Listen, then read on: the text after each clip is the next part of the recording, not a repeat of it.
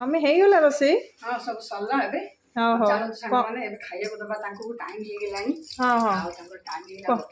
କଣ ସବୁ ଆଇଟମ ଆଜି ନା ହେଇନି ମାଛ ବେସର କରିଛି। ଏଇଟା ହେଇନଥିଲା ନାଇଁ ସେତେବେଳେ? ହଁ ଏଇଟା କଲୁ ଗୋଟେ। ଭାକୁର ମାଛର ବେସର ଆମ୍ବୁଲ ପକେଇକି ବଢିଆ ହେଇଛି। ମତେ ବି ଏଇଟା ବହୁତ ପସନ୍ଦ ଭାକୁର ମାଛ ଝୋଳ। ଆଉ ଭଜା କରିଦେଲି ମାଛ ଭଜା। ଆଉ ତ ଛେଚେଡା କହୁଥିଲି। କହୁଥିଲୁ ଯୋ ମାଛ ମୁଣ୍ଡ ଛେଚେଡା। ଏଇଟା ଭଲ ଲାଗିବ କି ମମି? ବଢିଆ ଲାଗିବ। ଚାଲନ୍ତୁ ଏବେ ଖାଇବାକୁ ଦେଇଦବା। ଭୋକ ଜୋରରେ ଲାଗିଲାଣି। ସବୁ ଆଇଟମ ସରିଲା ଶିଖା ଚାଲେ ଖାଇବା। ଭୋକ ଲାଗିଲାଣି ସାଙ୍ଗମାନେ। ଆଉ ଆଜି ଆପଣ ମାନଙ୍କର ବି କଣ କଣ ହେଇଛି କମେଣ୍ଟ ଦ୍ୱାରା ଜଣେଇବେ। ଚାଲନ୍ତୁ ସାଙ୍ଗମାନେ ଦେଖିବା ମମି ବାବାଙ୍କୁ ଖାଇବାକୁ ବାଢୁଛି। ତ ଆଇଟମ ରେ ଆଜି କେମିତି ହେଇଛି ଆଇଟମ ସବୁ? ଏଇଟା ବନ୍ଧାକୋବି ଛେଚେଡା ସାଙ୍ଗମାନେ କହିଥିଲି ଏବେ କହିବି ମତେ କଣ ଲାଗୁଛି। ବାବା କେମିତି ଲାଗୁଛି ସବୁ ଆଇଟମ?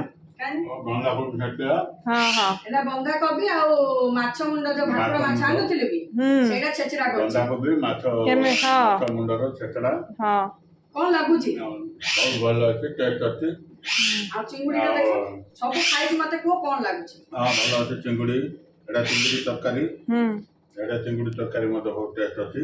ମମି ବନେ ଆଉ ସୁପର ହିଁ ଲାଗିବ। ଆଜି ସବୁ ଆଇଟମ ରାନ୍ଧିଛି ଆଉ। ମାଛ ତରକାରୀ। କଣ ଲାଗୁଛି ପୁଅ ତ ବେସରଟା? ମାଛ ବେସରଟା ବାବା ଏଇଟା। ମାଛ ବେସର, ମାଛ ତରକାରୀ। ଭଲ ଅଛି? ହଁ। 100ରୁ କେତେ ମାର୍କ?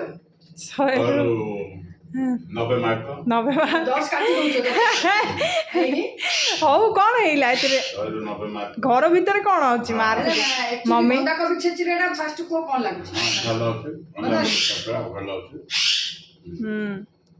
ବହୁତ ଟେଷ୍ଟ ଅଛି। ଏବେ ଆମେ ଖାଇବା ମମି। ଏବେ ଆମେ ଖାଇବୁ ସାଙ୍ଗମାନେ। ତାଙ୍କେ ଖାଇସାରନ୍ତୁ। ଏବେ ତ ତାଙ୍କେ ଦେଖିଲେ ଆଉ ସ୍ୱାତି ଥାନ୍ତା ସେ ସବୁ କରିଥାନ୍ତା। ସ୍ୱାତି ତ ନାହିଁ। ଆପଣ ମାନେ ଏବେ ମୁଁ ଆଉ ଥରେ କହୁଛି। ଆଉ ଏବେ ଖାଇକିରି ଦେଖିକି ଖାଆନ୍ତୁ। ଖାଅ ହେଲା।